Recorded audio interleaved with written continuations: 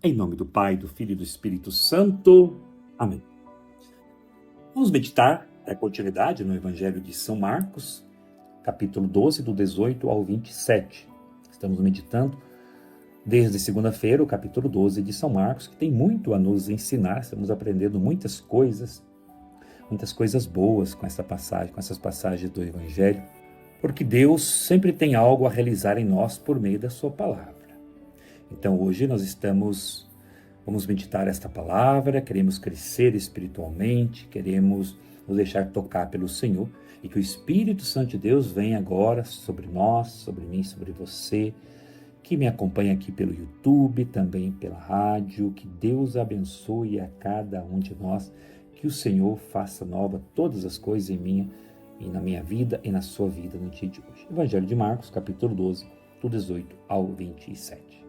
Naquele tempo, vieram ter com Jesus alguns saduceus, os quais afirmam que não existe ressurreição, e lhe propuseram este caso. Mestre, Moisés deu-nos esta prescrição: se morrer o irmão de alguém e deixar a esposa sem filhos, o irmão desse homem deve casar-se com a viúva, a fim de garantir a descendência de seu irmão. Ora, havia 7 irmãos. O mais velho casou-se e morreu sem deixar descendência.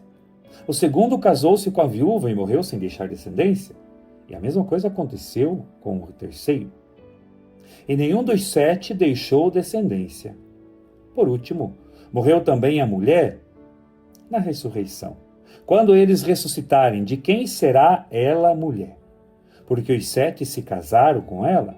Jesus respondeu: acaso vós não estáis enganados, por não conhecerdes as Escrituras nem o poder de Deus? Com efeito, quando os mortos ressuscitarem, os homens e as mulheres não se casarão, pois serão como os anjos do céu.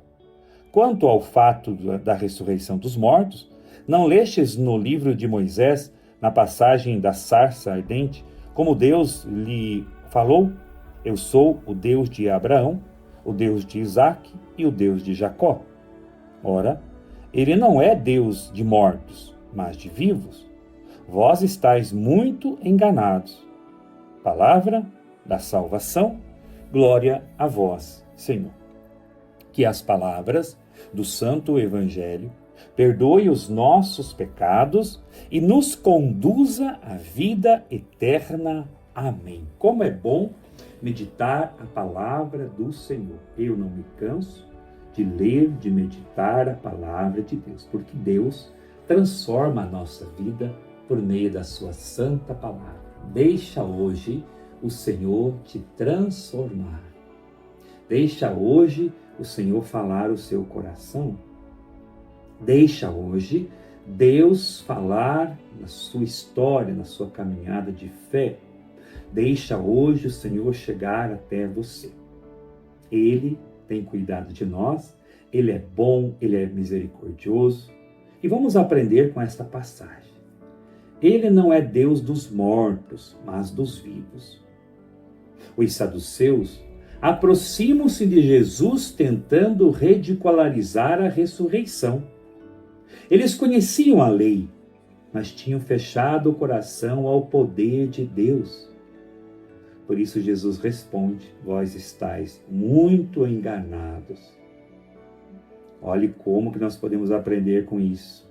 Eles conheciam a lei, mas tinham fechado o coração ao poder de Deus. Irmão e irmã, não basta viver pela lei.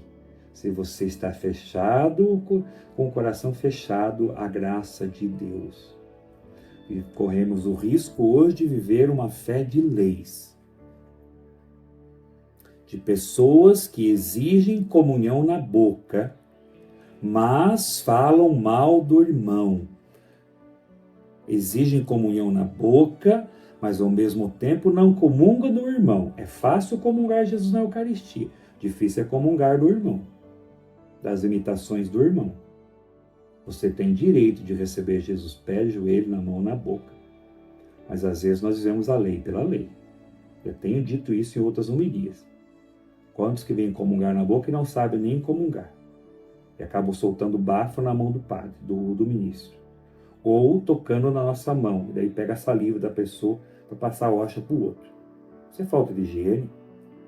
Aí vem o outro que diz, eu até acho interessante, que tem ministro da Eucaristia, que eles preferem comungar na boca. Só que aí eles vão pegar com a hóstia na mão para distribuir para os irmãos. Então veja, será que nós estamos vivendo a lei pela lei? E eu sou super aberto para as pessoas que querem comungar da forma que se sente melhor. É só uma reflexão que eu estou fazendo aqui com você. Uma reflexão madura. E a igreja nos dá essa possibilidade. Se você vai comungar, comungue com o coração aberto e contrito. Você pode comungar na mão ou na boca, de pé ou de joelho. Mas como é que está o seu coração para receber esse Jesus? Eles conheciam a lei, mas tinham fechado o coração ao poder de Deus.